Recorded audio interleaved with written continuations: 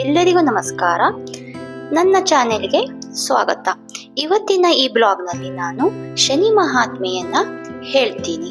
ಈ ಶನಿ ಮಹಾತ್ಮೆಯನ್ನ ನಾವು ಪ್ರತಿ ಶನಿವಾರ ಹೇಳೋದ್ರಿಂದ ಓದೋದ್ರಿಂದ ನಮಗೆ ಎಷ್ಟು ಕಷ್ಟಗಳಿದ್ರೂ ಅದೆಲ್ಲ ಪರಿಹಾರ ಆಗತ್ತೆ. ಮೊದಲನೆಯದಾಗಿ ಶನೀಶ್ವರನಿಗೆ ನಮಿಸುತ್ತಾ ನೀಲಾಂಜನ ಸಮಾಭಾಸಂ ರವಿಪುತ್ರಂ ಯಮಾಗ್ರಜಂ ಛಾಯಾ ಮಾರ್ತಾಂಡ ಸಂಭೂತಂ ತಂ ನಮಾಮಿ ಶನೀಶ್ವರಂ. ಉಜ್ಜಯಿನಿ ಎಂಬ ನಗರದಲ್ಲಿ ವಿಕ್ರಮರಾಜನು ರಾಜ್ಯ ಆಳ್ತಾ ಇದ್ದ. ಅವನು ಅತ್ಯಂತ ವೀರನಾದ ಅರಸನಾಗಿದ್ದ. ಒಂದು ದಿವಸ ಅವನು ತನ್ನ ಸಭಾಮಂಟಪದಲ್ಲಿ ಕುಳಿತುಕೊಂಡಿದ್ದಾವಾಗ ಪಂಡಿತರೆಲ್ಲರೂ ತಮ್ಮ ತಮ್ಮ ಸ್ಥಾನಗಳಲ್ಲಿ ಕುಳಿತುಕೊಂಡಿದ್ರು. ಆಗ ನವಗ್ರಹಗಳಲ್ಲಿ ಶ್ರೇಷ್ಠನಾರು ಎಂಬ ಬಗ್ಗೆ ಚರ್ಚೆಯು ಪ್ರಾರಂಭವಾಯಿತು. ಮೊದಲನೆಯ ಪಂಡಿತನು ರವಿಯ ಸ್ತುತಿ ಮಾಡಿದನು. ಇದು ಅತ್ಯಂತ ತೇಜಸ್ವಿಯು. ಇವನ ಉಪಾಸನೆಯನ್ನು ಮಾಡಿದವನಿಗೆ ಗ್ರಹಗಳು ಇವನನ್ನು ಪೀಡಿಸುವುದಿಲ್ಲ. ಇವನು ವಿಘ್ನಗಳನ್ನ ನಾಶ ಮಾಡುವನು. ಇವನನ್ನು ಸ್ಮರಿಸಿದಾಕ್ಷಣ ಎಲ್ಲ ರೋಗಗಳು ಇಲ್ಲದಂತಾಗುವವು. ಬಡತನವು ದೂರ ಆಗುವುದು. ರವಿಯು ಎಲ್ಲ ದೇವತೆಗಳಲ್ಲಿ ಮುಖ್ಯನಾಗಿರುವನು. ಎಲ್ಲ ಗ್ರಹಗಳು ಇವನ ಆಜ್ಞೆಯಂತೆ ನಡೆಯುವವು. ಇವನು ಪ್ರತ್ಯಕ್ಷ ಸೂರ್ಯನಾರಾಯಣನು. ಎಲ್ಲರೂ ಇವನನ್ನು ನೋಡಿರುವರು ಎಂದು ಮೊದಲನೆಯ ಪಂಡಿತ ಹೇಳಿದ.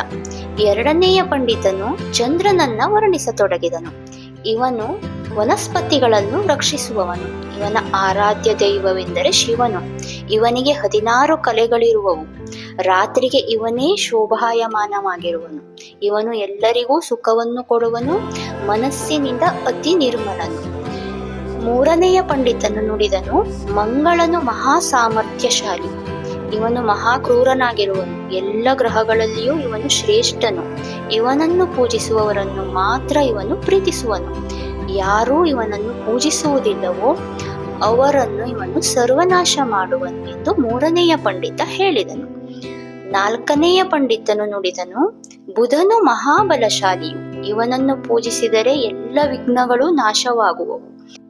ಅವರಿಗೆ ಎಲ್ಲ ರೀತಿಯಿಂದಲೂ ತೃಪ್ತಿ ಕೊಡುವನು ಈ ಬುಧನು. ಇವನ ಕೃಪೆಯಾದರೆ ಸಾಕು, ಅವನು ಧನವಂತನಾಗುವನು. ಬುಧನ ಕೃಪೆಯಾದರೆ ಬುದ್ಧಿಯು ಅಸಾಧ್ಯವಾದದ್ದು. ಸಂಸಾರದ ಚಿಂತೆಯನ್ನು ಇವನು ನಾಶ ಮಾಡುವನು ಎಂದು ನಾಲ್ಕನೆಯ ಪಂಡಿತನು ಬುಧನ ಬಗ್ಗೆ ಹೇಳಿದನು. ಐದನೆಯ ಪಂಡಿತನು ಗುರುವನ್ನು ಸ್ತುತಿಸಿದನು. ಎಲ್ಲರಲ್ಲೂ ಗುರುವು ಶ್ರೇಷ್ಠ. ಭಾವಿಕರನ್ನು ಇವನು ಪ್ರೀತಿಸುವನು. ಇವನನ್ನು ನೆನೆಸಿದರೆ ದುಃಖ ಮತ್ತು ಬಡತನಗಳು ಓಡಿ ಹೋಗುವುದು. ಇವನ ಮಾತನ್ನು ಎಲ್ಲರೂ ಮನ್ನಿಸುವರು. ಇವನು ಮಹಾಜ್ಞಾನಿಯು. ಗುರುವನ್ನು ಬಹಳ ಭಕ್ತಿಯಿಂದ ಭಜಿಸಬೇಕು. ಶಿವನು ಕೂಡ ಇವನನ್ನು ಪೂಜಿಸುವನು ಎಂದು ಹೇಳಿದನು. ಆರನೆಯ ಪಂಡಿತನು ಶುಕ್ರನನ್ನು ಸ್ತುತಿಸಿ ಮಾತನಾಡಿದನು. ಇವನು ಮಹಾ ಸಾಮರ್ಥ್ಯಶಾಲಿಯು. ಇವನು ವಿಘ್ನನಾಶ ಮಾಡುವನು.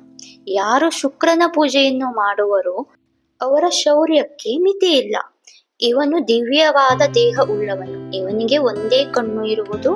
ತನ್ನ ಭಕ್ತರ ಎಲ್ಲಾ ಇಚ್ಛೆಗಳನ್ನು ಪೂರ್ತಿಗೊಳಿಸುವನು ಎಂದು ಶುಕ್ರನ ಬಗ್ಗೆ ಹೇಳಿದನು. ಪಂಡಿತರ ಮಾತುಗಳನ್ನು ಕೇಳಿ ವಿಕ್ರಮರಾಜನು ತಲೆಯಲ್ಲಾಡಿಸುತ್ತಾ, ನೀವು ಹೇಳಿದ್ದು ಸರಿಯಾಗಿದೆ ಎಂದನು. ಮತ್ತೆ ಯಾವ ಗ್ರಹಗಳು ಉಳಿದವು, ಅವುಗಳ ಬಗ್ಗೆ ಹೇಳಿರಿ ಮುಂದೆ ಎಂದು ಕೇಳಿದಾಗ ಪಂಡಿತರು ರಾಹು ಮತ್ತು ಕೇತುವಿನ ಬಗ್ಗೆ ಹೇಳಿದರು. ರಾಹು ಮತ್ತು ಕೇತು ಇವರಿಬ್ಬರು ರಾಕ್ಷಸರು. ಇವರಿಬ್ಬರು ಚಂದ್ರ ಸೂರ್ಯರನ್ನು ಕಾಡುವವರು. ರಾಹು ಚಂದ್ರನನ್ನು, ಕೇತುವು ಸೂರ್ಯನನ್ನು ಪೀಡಿಸುವರು. ಇವರು ಎಲ್ಲರನ್ನೂ ಪೀಡಿಸುವರು. ಇವರ ಜಪವನ್ನು ಮಾಡಿದರೆ ಮಾತ್ರ ಇವರು ಸಂತುಷ್ಟರಾಗುವರು. ಇವರಿಬ್ಬರು ಬಹಳ ಕ್ರೂರರಾದವರು ಎಂದು ಹೇಳಿದರು. ಆಮೇಲೆ 9ನೆಯ ಪಂಡಿತನು ನುಡಿದನು, ಶನಿಯು ಎಲ್ಲ ಗ್ರಹಗಳಲ್ಲಿಯೂ ಅತ್ಯಂತ ಶ್ರೇಷ್ಠನು. ಇವನು ಯಾರ ಮೇಲೆ ಕೃಪೆ ಮಾಡುವನೋ ಅವನ ಕೆಲಸವೆಲ್ಲವೂ ನಿರ್ವಿಘ್ನವಾಗಿ ನೆರವೇರುವವು. ಇವನು ಯಾರ ಮೇಲೆ ಸಿಟ್ಟಿಗೇಳುವನೋ ಅವರನ್ನು ಇವನು ಸಂಪೂರ್ಣ ನಾಶ ಮಾಡುವನು. ಅವರ ಸಂಸಾರವನ್ನೇ ಹಾಳು ಮಾಡುವನು. ಇವನು ಮಹಾ ಕೋಪಿಷ್ಠನು. ಇವನು ಎಲ್ಲ ದೇವತೆಗಳನ್ನು ರಾಕ್ಷಸರನ್ನು ಕಾಡಿರುವವನು. ಮಾನವರನ್ನು ಸಹ ಪರಿಪರಿಯಾಗಿ ಕಾಡುವನು. ಅಷ್ಟೇ ಏಕೆ, ಸ್ವತಃ ಅವನ ತಂದೆಯನ್ನೂ ಸಹ ಕಾಡಿರುವವನು. ಹುಟ್ಟಿದ ಕೂಡಲೇ ಇವನ ದೃಷ್ಟಿಯು ಇವನ ತಂದೆಯ ಮೇಲೆಯೇ ಬಿದ್ದಿತ್ತು. ಇದರಿಂದ ಅವನ ದೇಹವೆಲ್ಲವೂ ಕುಷ್ಠರೋಗಕ್ಕೆ ಬಲಿಯಾಯಿತು. ಅವನ ಸಾರಥಿಯು ಕುಂಟನಾದನು. ಕುದುರೆಗಳ ಕಣ್ಣುಗಳು ಇಂಗಿ ಹೋದವು. ಅವನು ಎಷ್ಟು ಪ್ರಯತ್ನ ಪಟ್ಟರೂ ಗುಣವಾಗಲಿಲ್ಲ. ಯಾವಾಗ ಶನಿ ದೃಷ್ಟಿಯು ಬೇರೆ ಕಡೆ ತಿರುಗಿತೋ ಆಗ ಎಲ್ಲರಿಗೂ ಗುಣವಾಯಿತು. ಇದನ್ನು ಕೇಳಿ ವಿಕ್ರಮನು ನಗುತ್ತಾ ನುಡಿದನು, ಇಂಥ ಅಪವಿತ್ರ ಮಗನು ಹುಟ್ಟುವುದರಿಂದ ಏನು ಉಪಯೋಗ? ಹುಟ್ಟಿದ ಕೂಡಲೇ ಅವನು ಅಪಾಯವನ್ನು ಮಾಡಿದ ಮೇಲೆ, ದೊಡ್ಡವನಾದ ಮೇಲೆ ಅವನು ಎಷ್ಟು ಅಪಾಯವನ್ನು ಮಾಡಲಿಕ್ಕಿಲ್ಲ. ಚಪ್ಪಾಳೆಯನ್ನು ಬಾರಿಸುತ್ತಾ ವಿನೋದವಾಗಿ ವಿಕ್ರಮನು ರಾಜ್ಯಸಭೆಯಲ್ಲಿ ಈ ರೀತಿ ಮಾತನಾಡುತ್ತಿದ್ದನು. ಅದೇ ಕ್ಷಣದಲ್ಲಿ ಶನಿದೇವನು ವಿಮಾನದಲ್ಲಿ ಕುಳಿತುಕೊಂಡು ಆಕಾಶದಲ್ಲಿ ಸಂಚರಿಸುತ್ತಿದ್ದನು. ವಿಕ್ರಮರಾಜನ ಮಾತುಗಳನ್ನು ಕೇಳಿ ಅವನು ತನ್ನ ವಿಮಾನದಿಂದ ಕೆಳಗಿಳಿದನು. ವಿಕ್ರಮನ ರಾಜ್ಯಸಭೆಯಲ್ಲಿ ವಿಮಾನ ಸಹಿತವಾಗಿ ಬಂದು ಕುಳಿತನು. ಪಂಡಿತರೆಲ್ಲರೂ ಶನಿದೇವನು ಬಂದನೆಂದು ನುಡಿದರು. ಆಗ ವಿಕ್ರಮನು ಸಿಂಹಾಸನದಿಂದ ಇಳಿದು ಬಂದು ಶನಿದೇವನ ಪಾದದ ಮೇಲೆ ಬಿದ್ದನು. ಶನಿದೇವನು ಅರಸನನ್ನು ಕುರಿತು, ನೀನು ಬಹಳ ಸೊಕ್ಕಿಗೆದ್ದಿರುವಿ, ಆದ್ದರಿಂದಲೇ ನನ್ನನ್ನು ಕುರಿತು ಹಾಸ್ಯ ಮಾಡುತ್ತಿರುವಿ. ಕನ್ಯಾ ರಾಶಿಯು ಬಂದಾಗ ನಾನು ಬರುವೆನು, ಆಗ ನೀನು ನನ್ನ ಸಾಮರ್ಥ್ಯವನ್ನು ನೋಡು ಎಂದು ನುಡಿದನು. ಶನಿದೇವ ನುಡಿದು ತನ್ನ ವಿಮಾನವೇರಿ ಹೊರಟ. ಆಗ ವಿಕ್ರಮರಾಜನು ಅತಿ ದೈನ್ಯದಿಂದ ಶನಿರಾಜನನ್ನು ಈ ರೀತಿಯಾಗಿ ಬೇಡಿಕೊಂಡನು, ದೀನನಾದ ನನ್ನನ್ನು ರಕ್ಷಿಸು, ನನ್ನ ಮಾತುಗಳನ್ನು ಮರೆತು ನನ್ನ ಕ್ಷಮೆ ಮಾಡು ಎಂದನು. ಆದರೆ ಶನಿದೇವನು ಅದರಿಂದ ಸಮಾಧಾನ ಹೊಂದಲಿಲ್ಲ. ನನ್ನ ಪರಾಕ್ರಮವನ್ನು ಒಮ್ಮೆ ನೋಡು ಎಂದು ಶನಿದೇವನನ್ನು ನುಡಿದು ಹೊರಟು ಹೋದನು. ಆಗ ವಿಕ್ರಮರಾಜನು ಶನಿದೇವನನ್ನು ವ್ಯರ್ಥವಾಗಿ ನಿಂದಿಸಿದ್ದರಿಂದ ತನಗೆ ಅವನು ಕಷ್ಟ ಕೊಡದೆ ಬಿಡುವುದಿಲ್ಲ ಎಂದು ಚಿಂತಾಕ್ರಾಂತನಾದನು. ಆದರೂ ಆದದ್ದಾಗಲಿ ಎಂದು ಸಮಾಧಾನ ಮಾಡಿಕೊಂಡು ಸಭೆಯನ್ನು ವಿಸರ್ಜಿಸಿದನು. ಹೀಗೆಯೇ 1 ತಿಂಗಳು ಕಳೆದು ಹೋಯಿತು.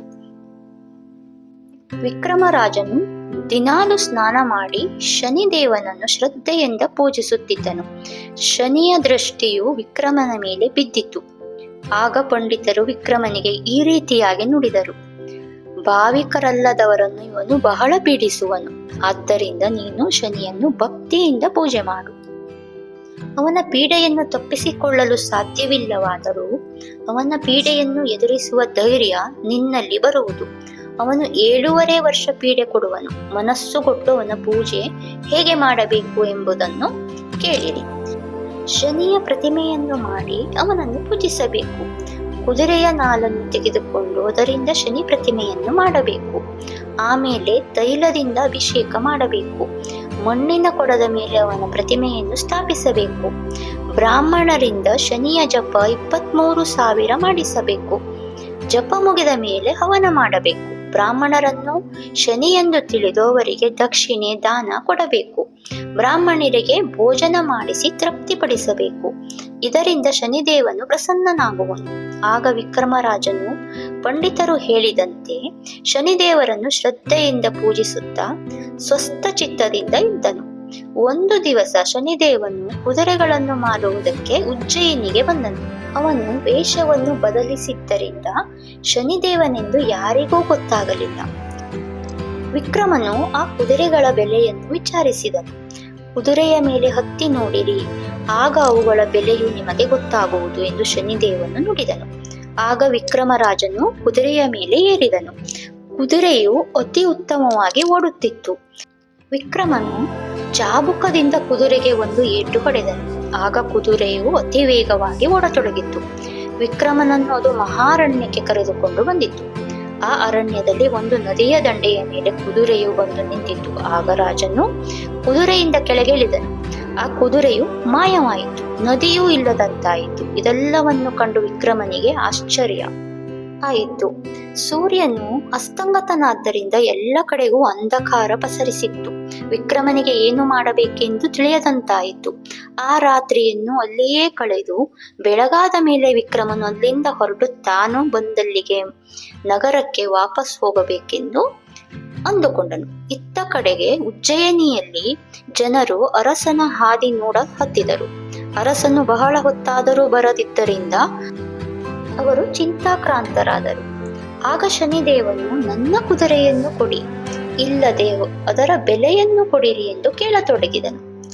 ಸರದಾರರು ಊರಿನ ಸುತ್ತಮುತ್ತಲೂ ಕುದುರೆಯನ್ನು ಅರಸನನ್ನು ಹುಡುಕಿದರು. ಆದರೆ ಅವರಿಗೆ ರಾಜನ ಸುಳಿವು ಹತ್ತಲಿಲ್ಲ. ಕೊನೆಗೆ ಉಪಾಯವಿಲ್ಲದೆ ಆ ಕುದುರೆಯ ಬೆಲೆಯನ್ನು ಶನಿದೇವನಿಗೆ ಕೊಟ್ಟು ಕಳುಹಿಸಿದರು. ರಾಜನು ತಾಮಲಿಂದಪುರಕ್ಕೆ ಬಂದು ಅಲ್ಲಿ ಶ್ರೀಪತಿ ಎಂಬ ವ್ಯಾಪಾರಸ್ಥನ ಕಟ್ಟೆಯ ಮೇಲೆ ಕುಳಿತುಕೊಂಡನು. ಅಂದು ಆ ವ್ಯಾಪಾರಸ್ಥನಿಗೆ ಬಹಳೇ ವ್ಯಾಪಾರ ನಡೆಯ ಹತ್ತಿತ್ತು.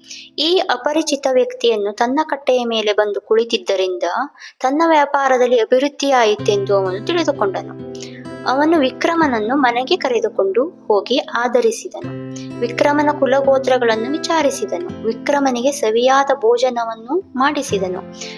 ವಿಕ್ರಮನು ಅವನ ಮನೆಯಲ್ಲಿಯೇ ವಿಶ್ರಾಂತಿಯನ್ನು ತೆಗೆದುಕೊಂಡನು. ಅಪರಿಚಿತ ವ್ಯಕ್ತಿಯು ಸಭ್ಯ ಗೃಹಸ್ಥನಂತೆ ಕಂಡು ಬಂದಿದ್ದರಿಂದ ಆ ವ್ಯಾಪಾರಸ್ಥನು ತನ್ನ ಮಗಳಾದ ಆಲೋಲಿಕೆಯನ್ನು ಅವನಿಗೆ ಕೊಡಬೇಕೆಂದು ನಿಶ್ಚಯಿಸಿದನು. ಅವನ ಮಗಳು ಸೌಂದರ್ಯದಲ್ಲಿ ಹೆಸರಾಗಿದ್ದಳು. ಅವಳ ಸಲುವಾಗಿ ಎಷ್ಟು ವರಗಳನ್ನು ಹುಡುಕಿದರೂ ಅವಳು ಯಾವ ವರನನ್ನು ಒಪ್ಪುತ್ತಿರಲಿಲ್ಲ. ಈಗ ಉತ್ತಮವಾದವರನ್ನು ತಮ್ಮ ಮನೆಗೆ ಬಂದಿರುವನು, ಅವನನ್ನು ಮದುವೆಯಾಗು ಎಂದು ವ್ಯಾಪಾರಸ್ಥನು ತನ್ನ ಮಗಳಿಗೆ ನುಡಿದನು. ನಾನು ಅವನನ್ನು ಪರೀಕ್ಷಿಸಿಲ್ಲ, ನಾನು ಪರೀಕ್ಷಿಸದೆ ಯಾರನ್ನೂ ಮದುವೆಯಾಗುವುದಿಲ್ಲ. ಈ ಹೊತ್ತು ರಾತ್ರಿ ಅವನು ಕೇವಲ ಮಾತುಗಳ ಚಾತುರ್ಯದಿಂದ ಪರೀಕ್ಷಿಸುವೆನು ಎಂದು ನುಡಿಯಲು ವ್ಯಾಪಾರಸ್ಥನು ಅದಕ್ಕೆ ಸಮ್ಮತಿ ವ್ಯಕ್ತಪಡಿಸಿದನು. ವ್ಯಾಪಾರಸ್ಥನು ವಿಕ್ರಮನನ್ನು ತನ್ನ ಮಗಳ ಬಳಿಗೆ ಕಳುಹಿಸಿದನು. ಮಗಳಿರುವ ಕೊಠಡಿಯಲ್ಲಿ ಹಂಸ, ಕೋಗಿಲೆ ಮುಂತಾದ ಪಕ್ಷಿಗಳ ಚಿತ್ರಗಳನ್ನು ಅಂದವಾಗಿ ಬಿಡಿಸಿ ಹಾಕಿದ್ದರು. ವಿಕ್ರಮನ ಸಲುವಾಗಿ ಮಂಚವನ್ನ ಶೃಂಗರಿಸಿದರು. ಆ ಮಂಚದ ಮೇಲೆ ಹೂವಿನ ರಾಶಿಯನ್ನು ಹಾಕಿದ್ದರು. ಎಲ್ಲ ಕಡೆ ವಜ್ರ ವೈಡೂರ್ಯಗಳು ಶೋಭಿಸುತ್ತಿದ್ದವು. ಆಗ ವಿಕ್ರಮನಿಗೆ ಆಲೋಚನೆ ಆಯಿತು. ಶನಿದೇವನಿಗೆ ಕಷ್ಟ ಕೊಡುವುದಕ್ಕಾಗಿ ಇಲ್ಲಿಗೆ ಕರೆದು ತಂದಿರಬಹುದು ಎಂದು ಮನಸ್ಸಿನಲ್ಲಿಯೇ ಯೋಚಿಸಿದನು. ಈ ರೀತಿ ವಿಚಾರ ಮಾಡುತ್ತಾ ವಿಕ್ರಮನು ಪಲ್ಲಂಗದ ಮೇಲೆ ಮಲಗಿಕೊಂಡನು. ಅವನಿಗೆ ಬೇಗನೆ ಗಾಢವಾದ ನಿದ್ರೆ ಹತ್ತಿತ್ತು. ಅನಂತರ ವ್ಯಾಪಾರಸ್ಥನ ಮಗಳಾದ ಆಲೋಲಿಕೆಯು ಆರತಿಯನ್ನು ತೆಗೆದುಕೊಂಡು ಪ್ರವೇಶಿಸಿದಳು. ಅವಳ ಕೊರಳಲ್ಲಿ ಮುತ್ತಿನ ಹಾರವು ಶೋಭಿಸುತ್ತಿತ್ತು. ಅವಳ ಕಾಲಲ್ಲಿ ಗಜ್ಜೆಗಳು ಗಿಲ್ ಗಿಲ್ ಎಂದು ಸಪ್ಪಳ ಮಾಡುತ್ತಿತ್ತು. ಅವಳು ಬಂದು ಅರಸನ ಮುಂದೆ ನಿಂತಳು. ವಿಕ್ರಮನಿಗೆ ಇದ್ಯಾವುದು ಗೊತ್ತಾಗಲಿಲ್ಲ. ಆಗ ಅವಳು ಬೆಳ್ಳಿಯ ಪಾತ್ರೆಯಲ್ಲಿ ನೀರನ್ನು ತೆಗೆದುಕೊಂಡು ವಿಕ್ರಮನಿಗೆ ಸಿಂಪಡಿಸಿದಳು. ಹೀಗೆ ಎಷ್ಟು ಪ್ರಯತ್ನಿಸಿದರೂ ಅರಸನಿಗೆ ಎಚ್ಚರವೇ ಆಗಲಿಲ್ಲ. ಇದರಿಂದ ಬಹಳ ನಿರಾಶೆಗೊಂಡಿದಳು. ಉಪಾಯವಿಲ್ಲದೆ ಅವಳು ತನ್ನ ಕೊರಳಲ್ಲಿನ ಮುತ್ತಿನ ಹಾರವನ್ನು ಒಂದು ಗೂಟಕ್ಕೆ ಹಾಕಿ ಬೇರೆ ಕಡೆ ಮಲಗಿಕೊಂಡಳು. ಅವಳಿಗೆ ಬೇಗನೆ ನಿದ್ರೆ ಹತ್ತಿತ್ತು. ತುಸು ಸಮಯದ ನಂತರ ರಾಜನಿಗೆ ಎಚ್ಚರವಾಯಿತು. ಕಣ್ಣು ತೆಗೆದು ನೋಡಿದಾಗ ವ್ಯಾಪಾರಸ್ಥನ ಮಗಳು ಮಲಗಿರುವುದು ಕಾಣಿಸಿತು. ಇವಳ ಸಂಗಡ ಹೇಗೆ ಮಾತನಾಡಬೇಕು ಎಂದು ಮನಸ್ಸಿನಲ್ಲಿಯೇ ವಿಚಾರಿಸುತ್ತಿದ್ದನು. ಅಷ್ಟರಲ್ಲಿಯೇ ಒಂದು ಚಮತ್ಕಾರವನ್ನು ಅವನು ಕಂಡನು. ಚಿತ್ರದಲ್ಲಿರುವ ಹಂಸ ಪಕ್ಷಿಯು ಸಜೀವವಾಗಿ ಅವಳು ಗೂಟಕ್ಕೆ ಹಾಕಿದ್ದ ಮುತ್ತಿನ ಹಾರವನ್ನು ನುಂಗತೊಡಗಿತು. ವಿಕ್ರಮನು ಅದನ್ನು ನೋಡಿ ಬೆರಗಾದನು. ಏನು ಮಾಡಬೇಕೆಂದು ತಿಳಿಯದಾಯಿತು. ಅಷ್ಟರಲ್ಲಿಯೇ ಹಂಸವು ಆ ಹಾರವನ್ನು ಸಂಪೂರ್ಣವಾಗಿ ನುಂಗಿತು. ಇದು ಶನಿರಾಯನ ಆಟವೆಂದು ಬಗೆದು ವಿಕ್ರಮನು ಹಾಗೆಯೇ ಮಲಗಿಕೊಂಡನು. ಬೆಳಗಾದ ಕೂಡಲೇ ತರುಣಿಯು ಹಾಸಿಗೆಯಿಂದ ಎದ್ದಳು. ಅವಳ ದೃಷ್ಟಿ ತಾನು ಹಾರ ಹಾಕಿದ್ದ ಗೂಟದ ಕಡೆ ಹೋಯಿತು. ಅಲ್ಲಿ ಹಾರವಿರಲಿಲ್ಲ. ಅವಳು ಗಾಬರಿಯಾದಳು. ನಾನಲ್ಲದೆ ಬೇರೆ ಯಾರೂ ಇಲ್ಲಿ ಪ್ರವೇಶಿಸಿಲ್ಲ ಅಂದ ಬಳಿಕ ಈ ಆಗಂತುಕನೇ ಆ ಹಾರ ಕದ್ದಿರಬಹುದೆಂದು ಭಾವಿಸಿದಳು. ಮಹಾನುಭಾವನೆ, ಗೂಟಕ್ಕೆ ಹಾಕಿದ್ದ ಹಾರವು ಮಾಯವಾಗಿದೆ. ನಾವಿಬ್ಬರಲ್ಲದೆ ಬೇರೆ ಯಾರೂ ಒಳಗೆ ಪ್ರವೇಶಿಸಿಲ್ಲ. ತಾವು ಏನಾದರೂ ತೆಗೆದುಕೊಂಡಿರುವಿರಾ ಎಂದು ಪ್ರಶ್ನಿಸಿದಳು ವಿಕ್ರಮನನ್ನ.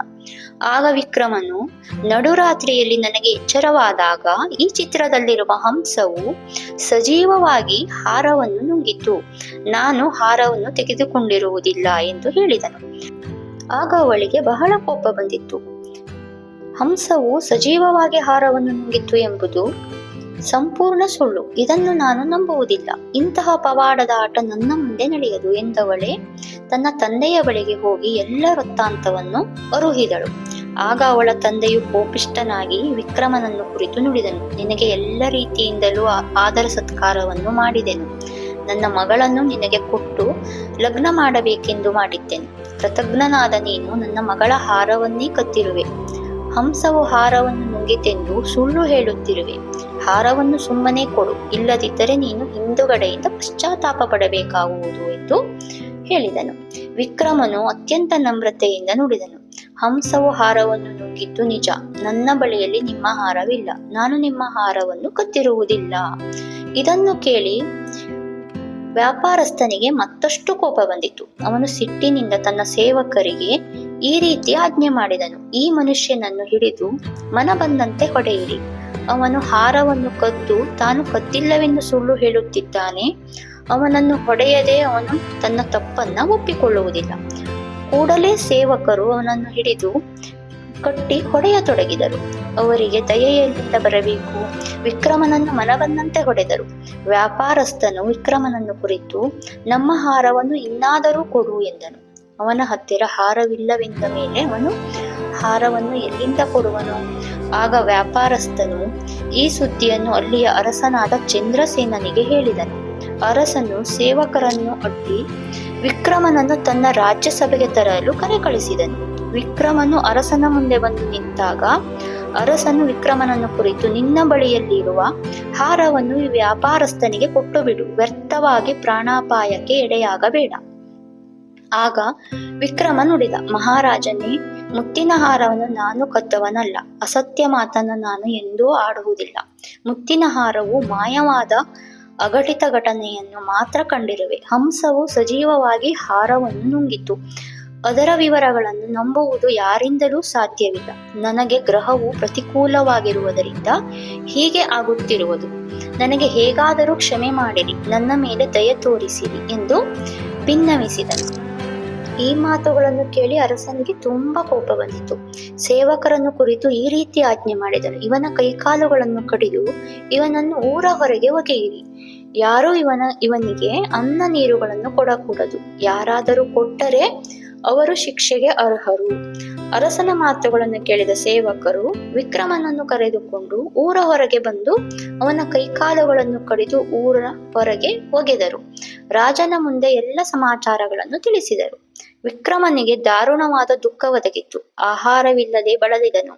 ದಾರಿಯಲ್ಲಿ ಹೋಗುವ ಎಲ್ಲರೂ ವಿಕ್ರಮನು ದುಃಖ ಪಡುತ್ತಿರುವುದನ್ನು ನೋಡಿದರೆ ವಿನಃ ಅವನಿಗೆ ಸಹಾಯ ಮಾಡಲು ಹೋಗಲಿಲ್ಲ. ಅವನ ಮೇಲೆ ವಿಪರೀತ ಕರುಣೆ ಬಂದರೂ ಆದರೆ ರಾಜನ ಆಜ್ಞೆಯ ಭಯದಿಂದ ಅವನಿಗೆ ಸಹಾಯ ಮಾಡಲು ಎಲ್ಲರೂ ಹಿಂಜರಿದರು. ಹೀಗೆಯೇ ವಿಕ್ರಮನು 1 ತಿಂಗಳು ಕಳೆದನು. ಶನಿದೇವರನ್ನು ಕುರಿತು ಪ್ರಾರ್ಥಿಸತೊಡಗಿದನು. ಇದರಿಂದ ಚಂದ್ರಸೇನನ ಮನಸ್ಸಿನಲ್ಲಿ ದಯಾಭಾವವು ಉದಯವಾಯಿತು. ವಿಕ್ರಮನಿಗೆ ಅನ್ನ ನೀರುಗಳನ್ನು ಕೊಡಲು ಅಡ್ಡಿ ಇಲ್ಲವೆಂದು ಅವನು ಆಜ್ಞೆ ಮಾಡಿದನು. ಆ ನಗರದಲ್ಲಿನ ಜನರು ಅನ್ನ ನೀರುಗಳನ್ನು ವಿಕ್ರಮನಿಗೆ ಕೊಡತೊಡಗಿದರು. ಆದರೂ ಕೈಕಾಲುಗಳಿಲ್ಲದಿದ್ದರಿಂದ ವಿಕ್ರಮನಿಗೆ ಅತ್ಯಂತ ವೇದನೆಯಾಗುತ್ತಿತ್ತು. ಈ ರೀತಿ ವಿಕ್ರಮನು 2 ವರ್ಷಗಳನ್ನು ಕಳೆದನು. ಒಂದು ದಿವಸ ಒಬ್ಬ ಸ್ತ್ರೀಯು ಅದೇ ಮಾರ್ಗದಿಂದ ತಾಮಲಿಂಗಪುರಕ್ಕೆ ಹೋಗುತ್ತಿದ್ದಳು. ಅವಳು ಉಜ್ಜಯಿನಿಯವಳು. ಅವಳ ಗಂಡನ ಮನೆಯು ತಾಮಲಿಂಗಪುರ. ಅವಳು ತನ್ನ ಗಂಡನೊಡನೆ ಮಾವನ ಮನೆಗೆ ನಡೆದಿದ್ದಳು. ವಿಕ್ರಮರಾಜನನ್ನು ನೋಡಿ ಅವಳು ತನ್ನ ಬಂಡಿಯಿಂದ ಇಳಿದು ಬಂದು ವಿಕ್ರಮನ ಪಾದದ ಮೇಲೆ ಬಿದ್ದಳು. ನಿನಗೆ ಕಲ್ಯಾಣವಾಗಲಿ, ಉಜ್ಜಯಿನಿಯ ವೃತ್ತಾಂತವನ್ನು ಹೇಳು ಎಂದು ವಿಕ್ರಮನು ಪ್ರಶ್ನಿಸಿದನು. ಆಗ ಗಾಣಗಿತ್ತಿಯು, ಉಜ್ಜಯಿನಿಯಲ್ಲಿ ಎಲ್ಲರೂ ಕ್ಷೇಮದಿಂದ ಇರುವರು, ಆದರೆ ತಮಗೆ ಏಕೆ ಈ ಅವಸ್ಥೆ ಉಂಟಾಯಿತೆಂದು ತಿರುಗಿ ಪ್ರಶ್ನೆ ಮಾಡಿದಳು. ಅದಕ್ಕೆ ವಿಕ್ರಮನು, ಇದೆಲ್ಲವೂ ನನ್ನ ಕರ್ಮಫಲದಿಂದ ಆಗಿತ್ತು. ತನ್ನ ವೃತ್ತಾಂತವೆಲ್ಲವನ್ನು ಆಕೆಗೆ ಅರುಹಿದನು. ಆಗ ಗಾಣಗಿತ್ತಿಯು ವಿಕ್ರಮನನ್ನು ತನ್ನ ಬಂಡಿಯಲ್ಲಿ ಕೂರಿಸಿಕೊಂಡು ತನ್ನ ಮನೆಗೆ ಕರೆದುಕೊಂಡು ಬಂದಳು. ಆದರೆ ಅವಳ ಮಾವನಿಗೆ ಬಹಳ ಗಾಬರಿಯಾಯಿತು. ರಾಜನಿಗೆ ಈ ಸುದ್ದಿಯು ಮುಟ್ಟಿದರೆ ನಮ್ಮ ಅವಸ್ಥೆ ನೆಟ್ಟಗಾಗಲಿಕ್ಕಿಲ್ಲ.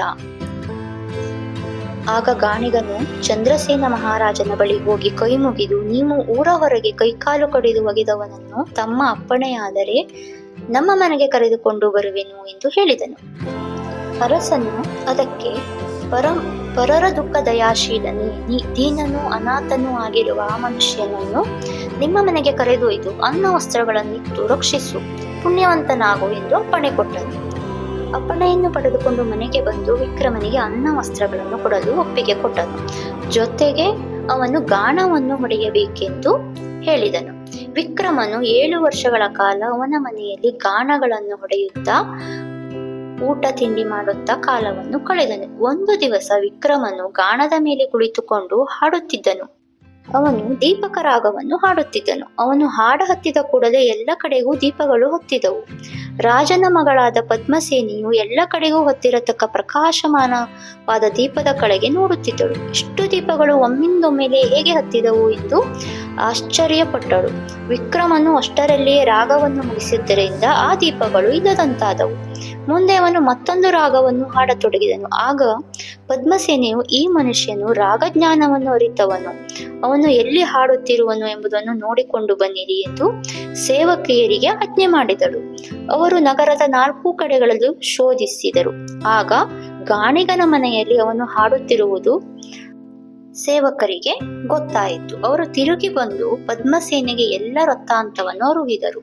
ಪದ್ಮಸೇನೆಯು, ಅವನು ಹೇಗೆಯೇ ಇರಲಿ, ಅವನನ್ನು ಇಲ್ಲಿಗೆ ಕರೆದುಕೊಂಡು ಬನ್ನಿ. ನೀವು ಯಾವ ರೀತಿಯಾದರೂ ಹೆದರುವ ಕಾರಣವಿಲ್ಲ. ನಾನು ಅರಸನಿಗೆ ತಿಳಿ ಹೇಳುವ ಜವಾಬ್ದಾರಿಯನ್ನ ವಹಿಸಿಕೊಳ್ಳುತ್ತೇನೆ ಎನ್ನಲು ವಿಕ್ರಮನನ್ನು ಗಾಣಿಗನ ಮನೆಯಿಂದ ಕರೆದುಕೊಂಡು ಬಂದರು. ವಿಕ್ರಮನನ್ನು ಕಂಡು ರಾಜಕುಮಾರಿಗೆ ಬಹಳ ಸಂತೋಷವಾಯಿತು. ನೀವು ಒಳ್ಳೆ ಸಂಗೀತಗಾರರಾಗಿದ್ದಂತೆ ತೋರುವುದು, ಒಂದು ಹಾಡನ್ನು ಹಾಡಿರಿ ಎಂದು ಬಿನ್ನವಿಸಿದಳು. ಆಗ ವಿಕ್ರಮನು ಹಾಡಲು ಮೊದಲು ಮಾಡಿದನು. ಅವನ ಕಂಠವು ಅತಿ ಮಧುರವಾಗಿತ್ತು. ಅವನು ಅತಿ ಗಂಭೀರವಾಗಿ ಹಾಡತೊಡಗಿದನು. ರಾಜಕನ್ಯೆಯ ಅಂತಃಪುರದಲ್ಲಿ ಸಂಗೀತ ಕಚೇರಿಯು ನಡೆಯಿತು. ಈ ಸಂಗೀತವನ್ನು ಚಂದ್ರಸೇನ ರಾಜನು ಕೇಳಿ, ಈ ರಾಗವು ನನ್ನ ಮಗಳಾದ ಪದ್ಮಸೇನೆಯ ಅರಮನೆಯಿಂದ ಬರುತ್ತಿರುವುದು, ಅಲ್ಲಿ ಏನು ನಡೆದಿರುವುದು ಎಂದು ತನ್ನ ಸೇವಕರನ್ನು ವಿಚಾರಿಸಿದನು. ಸೇವಕರು, ಅಲ್ಲಿ ಒಳ್ಳೆಯ ರಸಭರಿತ ಸಂಗೀತ ಕಚೇರಿಯು ನಡೆಯುತ್ತಿದೆ, ಒಬ್ಬರು ನಡೆಸುತ್ತಿದ್ದಾರೆ ಎನ್ನಲು ರಾಜನು ನಾಳೆ ಬೆಳಗ್ಗೆ ರಾಜಕುಮಾರಿಯ ಮಹಲಿಗೆ ತೆರಳಿ ಆ ಸಂಗೀತಗಾರರನ್ನ ಭೇಟಿಯಾಗಲು ಸಂಕಲ್ಪಿಸಿದನು. ವಿಕ್ರಮರಾಜನು ರಾಜಕನ್ನಿಕೆಯ ಮಹಡಿಯ ಮೇಲೆ ಕುಳಿತುಕೊಂಡಿದ್ದನು. ಶನಿಯ ಕಾಟವು ಪ್ರಾರಂಭವಾಗಿ 7.5 ವರ್ಷಗಳು ಮುಗಿದಿದ್ದವು. ಇನ್ನು ತನ್ನ ದುರ್ದೈವವು ಎಂದು ಮುಗಿಯುವುದು, ನಾನು ಉಜ್ಜಯಿನಿಯನ್ನು ಯಾವಾಗ ನೋಡುವೆನು ಎಂದು ಮನದಲ್ಲಿ ವಿಚಾರಿಸುತ್ತಿದ್ದನು. ಆಗ ಶನಿದೇವನು ಅವನ ಮುಂದೆ ಪ್ರತ್ಯಕ್ಷನಾದನು. ಶನಿದೇವನು ಅವನನ್ನು ಕುರಿತು ನುಡಿದನು, ನೀನು ನನ್ನನ್ನು ಗುರುತು ಹಿಡಿಯಲಿಕ್ಕಿಲ್ಲ, ನಿನಗೆ ಈಗ ಪೂರ್ಣ ಅನುಭವ ಬಂದಿರಬಹುದು ಎನ್ನುವಷ್ಟರಲ್ಲಿಯೇ ಶನಿದೇವನಿಗೆ ನಮಸ್ಕಾರ ಮಾಡಬೇಕೆಂದು ವಿಕ್ರಮನು ಹೇಳಲು ಪ್ರಯತ್ನಿಸಿದನು. ಆದರೆ ಕೈಕಾಲುಗಳಿಲ್ಲದಿದ್ದರಿಂದ ನೆಲದ ಮೇಲೆ ಬಿದ್ದು ಹೊರಳಾಡಿದನು. ಆಗ ಶನಿದೇವನು ನುಡಿದನು, ವಿಕ್ರಮನೇ, ನಿನ್ನ ಮಹಿಮೆಯು ಅಪಾರವಾದದ್ದು. ಈಗ ನಾನು ನಿನಗೆ ಪ್ರಸನ್ನನಾಗಿರುವೆನು. ನಿನಗೆ ಮನಸ್ಸಿಗೆ ಬಂದದ್ದನ್ನು ಬೇಡಿಕೋ ಎಂದನು. ಆಗ ವಿಕ್ರಮನು ಕಣ್ಣೀರು ಸುರಿಸುತ್ತಾ ನುಡಿದನು, ಮನುಷ್ಯನಿಗೆ ಇಂಥ ಪೀಡೆಯನ್ನ ಕೊಡಬೇಡ, ಇದೇ ನಾನು ಬೇಡುವ ವರ. ಆಗ ಶನಿದೇವನು ವಿಕ್ರಮನ ವಿಶಾಲವಾದ ಅಂತಃಕರಣವನ್ನು ಕಂಡು ಸಂತೋಷಭರಿತನಾದನು. ವಿಕ್ರಮನನ್ನು ಕುರಿತು ಈ ರೀತಿಯಾಗಿ ನುಡಿದನು, ನಿನಗೆ ಕೈಕಾಲುಗಳಿಲ್ಲ, ಆದರೆ ಅವುಗಳನ್ನು ಬೇಡದೆ ಪರರ ಸಲುವಾಗಿ ಮಾತ್ರ ವಿಚಾರ ಮಾಡುತ್ತಿರುವೆ. ನಿನ್ನ ರಾಜ್ಯವನ್ನು ಬೇಡದೆ ಪರರಿಗೆ ದುಃಖ ಕೊಡಬೇಡ ಎಂದು ಬೇಡಿದ್ದೀಯ. ಇದರಿಂದ ನಿನಗೆ ಅಂತಃಕರಣವು ಎಷ್ಟು ವಿಶಾಲವಾದದ್ದು ಎಂಬುದು ಗೊತ್ತಾಗುತ್ತದೆ ಎಂದು ನುಡಿದು ದಿವ್ಯ ದೃಷ್ಟಿಯಿಂದ ವಿಕ್ರಮನ ಕಡೆಗೆ ನೋಡಿದನು. ವಿಕ್ರಮನ ಕೈಕಾಲುಗಳು ಮೊದಲಿನಂತಾದವು. ಆಗ ವಿಕ್ರಮನು ಶನಿದೇವನ ಪಾದದ ಮೇಲೆ ಬಿದ್ದನು ಹಾಗೂ ದೈನ್ಯದಿಂದ ಬೇಡಿಕೊಂಡನು, ನೀನು ಯಾರಿಗೂ ಪೀಡೆಯನ್ನು ಕೊಡಬೇಡ, ಇದೇ ನನ್ನ ಬೇಡಿಕೆ. ಆಗ ಶನಿದೇವನು ಹೀಗೆ ನುಡಿದನು, ವಿಕ್ರಮನೇ, ನಾನು ಎಲ್ಲಾ ದೇವತೆಗಳನ್ನು ರಾಕ್ಷಸರನ್ನು ಕಾಡಿರುವೆನು. ಅದೆಲ್ಲವನ್ನು ನೋಡಿದರೆ ನಾನು ನಿನಗೆ ಕೊಟ್ಟ ತೊಂದರೆ ಬಹಳವೇನಲ್ಲ. ನನ್ನ ಗುರುವನ್ನು ಕೂಡ ನಾನು ಕಾಡಿರುವೆನು. ಅಂದ ಮೇಲೆ ಉಳಿದವರ ಪಾಡೇನು? ನನ್ನ ಕಾಟಕ್ಕೆ ಹೆದರಿ ಶಿವನು ಕೈಲಾಸದಲ್ಲಿ ಕ್ಷಣ ಹೊತ್ತು ಅಡಗಿಕೊಂಡನು. ರಾಮಚಂದ್ರನು 14 ವರ್ಷ ವನವಾಸ ಭೋಗಿಸಬೇಕಾಯಿತು. ರಾವಣನ ಮೇಲೆ ನನ್ನ ದೃಷ್ಟಿಯು ಬೀಳಲು ಅವನು ನಾಶ ಹೊಂದಿದನು. ಹರಿಶ್ಚಂದ್ರನಿಗೆ ತನ್ನ ರಾಜ್ಯವನ್ನು ಬಿಟ್ಟು ಹೆಂಡೆರು ಮಕ್ಕಳನ್ನು ಮಾರಿ ಜೀವಿಸಬೇಕಾಯಿತು. ವಸಿಷ್ಠನ 3 ಜನ ಮಕ್ಕಳು ಮರಣ ಹೊಂದಿದರು. ಪಾಂಡವರು 12 ವರ್ಷ ವನವಾಸ, 1 ವರ್ಷ ಅಜ್ಞಾತವಾಸದಲ್ಲಿ ಇರಬೇಕಾಯಿತು. ಶ್ರೀಕೃಷ್ಣನಿಗೆ ಸ್ಯಮಂತಕಮಣಿಯನ್ನು ಕದ್ದನೆಂಬ ಅಪವಾದ ಬಂದಿತು. ಈ ರೀತಿಯಾಗಿ ನಾನು ಎಲ್ಲರನ್ನೂ ಕಾಡಿರುವನು. ನೀನು ಬಹಳ ಪರೋಪಕಾರಿಯು. ನಿನಗೆ ನಾನು ಪ್ರಸನ್ನನಾಗಿದ್ದೇನೆ. ನಾನು ನಿನಗೆ ಕೊಟ್ಟ ಪೀಡೆಯ ಕಥೆಯನ್ನು ಯಾರು ಶ್ರವಣ ಪಠಣ ಮಾಡುವರೋ ಅಂಥವರಿಗೆ ನಾನು ಪೀಡೆಯನ್ನು ಕೊಡುವುದಿಲ್ಲ. ಈ ಗ್ರಂಥದ ಪಠಣ ಶ್ರವಣ ಮಾಡದಿರುವವರನ್ನು ನಾನು ಪೀಡಿಸದೆ ಬಿಡುವುದಿಲ್ಲ. ಇದು ನಾನು ನೀಡುವ ವರವಾಗಿದೆ. ಮತ್ತೊಂದು ವಿಷಯವೇನೆಂದರೆ, ವೈಶ್ಯನ ಮನೆಯಲ್ಲಿ ಹಂಸವು ರತ್ನಹಾರವನ್ನು ನುಂಗಿದ್ದರಿಂದ ನಿನಗೆ ಅಪವಾದ ಬಂದಿತ್ತು. ಈಗ ವೈಶ್ಯನನ್ನು ಕರೆಯಿಸು. ಅವನ ಮುಂದೆಯೇ ಹಂಸವು ಸಜೀವಗೊಂಡು ರತ್ನಹಾರವನ್ನು ಉಗುಳಿದಾಗ ನಿನಗೆ ಮೊದಲಿನ ರಾಜಭೋಗಗಳು ಲಭಿಸುವವು ಎಂದು ಆಶೀರ್ವಾದ ಮಾಡಿ, ಶನಿವಾರಕ್ಕೆ ಒಮ್ಮೆಯಾದರೂ ನನ್ನ ಮಹಾತ್ಮೆಯನ್ನು ಯಾರು ಓದುವರು ಅಥವಾ ಕೇಳುವರು, ಅದರಿಂದ ನಾನು ಸಂತುಷ್ಟನಾಗುವೆನು ಎಂದು ನುಡಿದು ಶನಿದೇವನು ತನ್ನ ಸ್ಥಾನಕ್ಕೆ ಹೊರಟು ಹೋದನು. ಚಂದ್ರಸೇನ ರಾಜನು ಅಲ್ಲಿಗೆ ಬಂದನು. ವಿಕ್ರಮರಾಜನನ್ನು ಕಂಡು ನೀನು ಯಾರು ಎಂದು ಕೇಳಿದನು. ವಿಕ್ರಮನು, ನಾನು ತಮ್ಮ ಪರಿಚಯದ ಕಳ್ಳನಲ್ಲವೇ ಎಂದನು. ಅದು ಇರಲಿ, ಈಗ ಶ್ರೀಪತಿ ಸಾಹುಕಾರನನ್ನು ತ್ವರೆ ಮಾಡಿ ಕರೆಸಿಕೊಳ್ಳಿರಿ, ಅನಂತರ ನನ್ನ ಸಮಾಚಾರವೆಲ್ಲವೂ ತಿಳಿದು ಬರುವುದು ಎನ್ನಲು ರಾಜನು ಶ್ರೀಪತಿ ಸಾಹುಕಾರನನ್ನು ಕರೆಸಿದನು. ವಿಕ್ರಮನು, ವೈಶ್ಯನೇ, ನಿನ್ನ ಮನೆಯ ಚಿತ್ರಶಾಲೆಗೆ ಕರೆದುಕೊಂಡು ನಡೆ. ಅಲ್ಲಿ ಈ ಹಿಂದೆ ನಡೆದ ಅಘಟಿತ ಘಟನೆಯನ್ನ ಪ್ರತ್ಯಕ್ಷ ನಿನಗೂ ರಾಜನಿಗೂ ತೋರಿಸಬೇಕಾಗಿದೆ ಎಂದು ನುಡಿಯಲು ಸಾಹುಕಾರನು ಎಲ್ಲರನ್ನೂ ಕರೆದುಕೊಂಡು ಚಿತ್ರಶಾಲೆಗೆ ಬಂದನು. ಆಗ ವಿಕ್ರಮನು ಶನಿದೇವನನ್ನು ಪ್ರಾರ್ಥಿಸಿದನು. ಅವನು ಪ್ರಾರ್ಥಿಸುವುದೇ ತಡ, ಹಂಸವು ಸಜೀವಗೊಂಡು ತಾನು ನುಂಗಿದ ರತ್ನಹಾರವನ್ನು ಉಗುಳಿತು. ಇದೆಲ್ಲವನ್ನು ಕಂಡು ಶ್ರೀಪತಿ ಸಾಹುಕಾರ, ಚಂದ್ರಸೇನ ರಾಜನು ಇಬ್ಬರು ಬೆರಗಿನಿಂದ ನೋಡಿದರು. ಆಲೋಲಿಕೆಯು ವಿಕ್ರಮನನ್ನು ವರಿಸಲು ನಿಶ್ಚಯಿಸಿದಳು. ಬಹು ಹರುಷಿತವಾದ ವೈಶ್ಯ ಸಾಹುಕಾರನು ತನ್ನ ಕನ್ನಿಕೆಯನ್ನು ವಿಕ್ರಮನಿಗೆ ಕೊಟ್ಟು ಅವನ ಚರಣಗಳಿಗೆ ಎರಗಿ ತನ್ನ ತಪ್ಪಿಗಾಗಿ ಕ್ಷಮೆ ಬೇಡಿದನು. ಚಂದ್ರಸೇನ ರಾಜನು ವಿಕ್ರಮನನ್ನುದ್ದೇಶಿಸಿ, ಮಹಾಪುರುಷನೇ, ನಿನ್ನಿಂದ ಯಾವ ದೇಶವೂ ಪುನೀತವಾಗಿದೆ, ನಿನ್ನ ನಿಜ ನಾಮಧೇಯವೇನು ತಿಳಿಸಬೇಕು ಎಂದು ವಿನ್ನವಿಸಿದನು. ಆಗ ವಿಕ್ರಮನು, ನಾನು ಉಜ್ಜಯಿನಿಯ ಅರಸನು, ನನ್ನ ಹೆಸರು ವಿಕ್ರಮನು ಎಂದೊಡನೆ ಚಂದ್ರಸೇನನು ಎದ್ದು ಹೋಗಿ ಸಾಷ್ಟಾಂಗವೆರಗಿ, ನನ್ನಿಂದ ಮಹತ್ತರ ಅನ್ಯಾಯವು ಘಟಿಸಿತು, ಕ್ಷಮಿಸಬೇಕೆಂದು ಬೇಡಿಕೊಂಡನು. ವಿಕ್ರಮನು, ನನಗೆ ಪ್ರತಿಕೂಲ ಗ್ರಹಸ್ಥಿತಿ ಇದ್ದುದರಿಂದ ಆಗ ನೀನು ಹಾಗೆ ಮಾಡಿದೆ. ಈಗ ಶನಿ ಕೃಪೆಯು ನನಗೆ ಒದಗಿರುವುದರಿಂದ ಹೀಗೆ ನುಡಿಯುವೆ. ಇರಲಿ, ಇದು ನಿನ್ನ ದೋಷವಲ್ಲ, ಶನಿರಾಯನ ಅವಕೃಪೆಯೇ ಇದಕ್ಕೆ ಕಾರಣವಾಗಿದೆ. ಆದ್ದರಿಂದ ಸಾಕಷ್ಟು ಕಷ್ಟ ನಷ್ಟಗಳಿಗೆ ಗುರಿಯಾಗಿದ್ದೇನು ಎಂದು ನುಡಿದನು. ಅರಸನು ವಿಕ್ರಮನಿಗೆ ವಿಪುಲ ಸಂಪತ್ತನ್ನು ಕೊಟ್ಟನು. ಅಲ್ಲದೆ ಪದ್ಮಸೇನೆಯನ್ನು ವಿಕ್ರಮನಿಗೆ ಮದುವೆ ಮಾಡಿ ಕೊಟ್ಟನು. ವಿಕ್ರಮನು ತನ್ನನ್ನು ರಕ್ಷಣೆ ಮಾಡಿದ ಗಾಣಿಗನಿಗೆ ಒಂದು ನಾಡನ್ನು ಉಂಬಳಿಯಾಗಿ ಕೊಡಿಸಿದನು. ಚಂದ್ರಸೇನ ರಾಜನ ಮತ್ತು ಶ್ರೀಪತಿ ಸಾಹುಕಾರನ ಅನುಮತಿ ಪಡೆದು ತನ್ನ ಉಭಯ ಪತ್ನಿಯರೊಂದಿಗೆ ಚತುರಂಗದಳ ಸಮೇತವಾಗಿ ಉಜ್ಜಯಿನಿಗೆ ಹಿಂದಿರುಗಿದನು. ಉಜ್ಜಯಿನಿ ಪುರವಾಸಿಗಳು ವಿಕ್ರಮನ ಪುನರಾಗಮನದಿಂದ ಆನಂದರಾದರು. ಆ ಬಳಿಕ ಒಂದು ಶುಭ ಮುಹೂರ್ತದಲ್ಲಿ ವಿಕ್ರಮನು ತನ್ನ ಸಿಂಹಾಸನವನ್ನೇರಿದನು. ಮುಂದೆ ಅವನು ಶನೀಶ್ವರನ ವ್ರತವನ್ನು ತಪ್ಪದೇ ಆಚರಿಸಿದನು. ಈ ಶನಿ ಮಹಾತ್ಮೆಯನ್ನು ಯಾರು ಭಕ್ತಿಯಿಂದ ಓದುವರೋ ಅಥವಾ ಪಠಣ ಮಾಡುವರೋ ಅವರ ಸಂಕಟಗಳೆಲ್ಲವೂ ಪರಿಹಾರವಾಗುವವು. ಶನಿದೇವನು ಪ್ರಸನ್ನನಾಗುವನು. ಓಂ ನೀಲಾಂಜನ ಸಮಾಭಾಸಂ ರವಿಪುತ್ರಂ ಯಮಾಗ್ರಜಂ ಛಾಯಾ ಮಾರ್ತಾಂಡ ಸಂಭೂತಂ ತಂ ನಮಾಮಿ ಶನೀಶ್ವರಂ.